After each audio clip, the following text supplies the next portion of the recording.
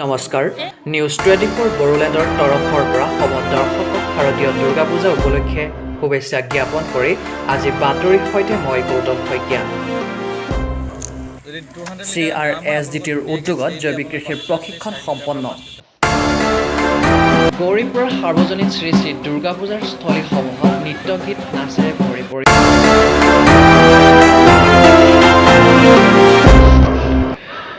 গৌৰীপুৰৰ সাৰ্বজনীন শ্ৰী শ্ৰী দুৰ্গা পূজাৰ স্থলীসমূহত নৃত্য গীত নাচেৰে ভৰি পৰিছে গৌৰীপুৰৰ উখল মাখল পৰিৱেশ বিশ্বৰ লগতে ৰাজ্যখনত অইন বছৰৰ দৰে এইবিলেও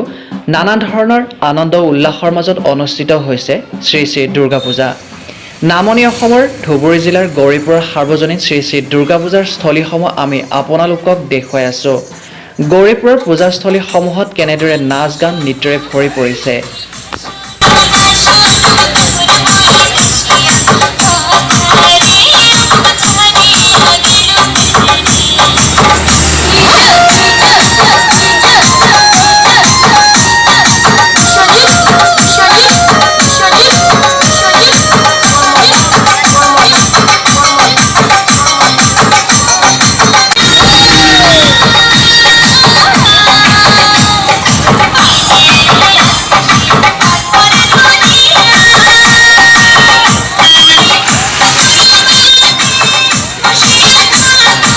চাহক আমাৰ সাংবাদিক চাহাবুদ্দিন মোল্লাই আজি গৌৰীপুৰৰ এখন পূজাস্থলীত উপস্থিত হৈ কেনেদৰে তেওঁৰ কেমেৰাত বন্দী কৰিছে পূজাস্থলীত চলি থকা নাচ গান নৃত্য সেই ভিডিঅ' ফুটেজ আমি আপোনালোকক দেখুৱাবলৈ যত্ন কৰিছোঁ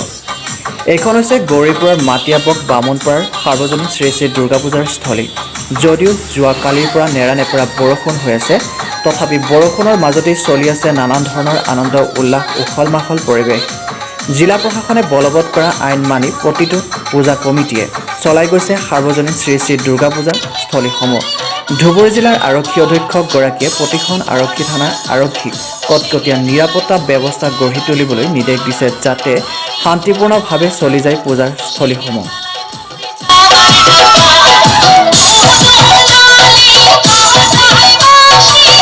পৰ্বত ঝোৰাৰ পৰা নুৰ ইছলামৰ report news 24 Bodoland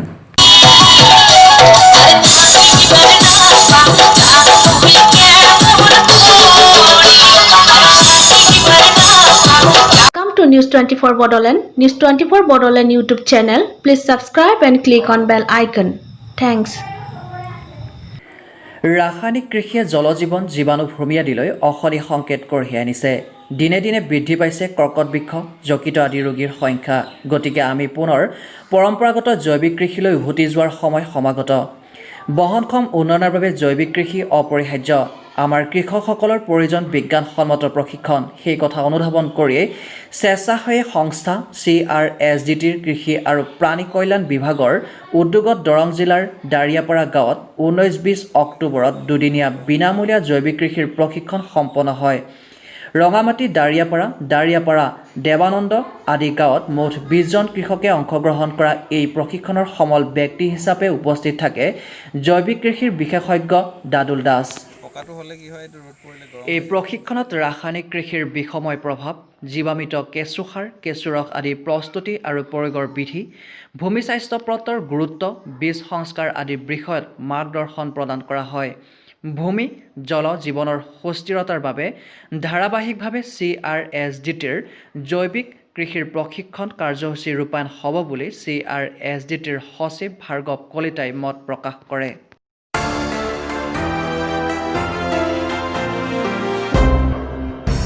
Welcome to News 24 Bodoland. News 24 Bodoland YouTube channel. Please subscribe and click on bell icon. Thanks.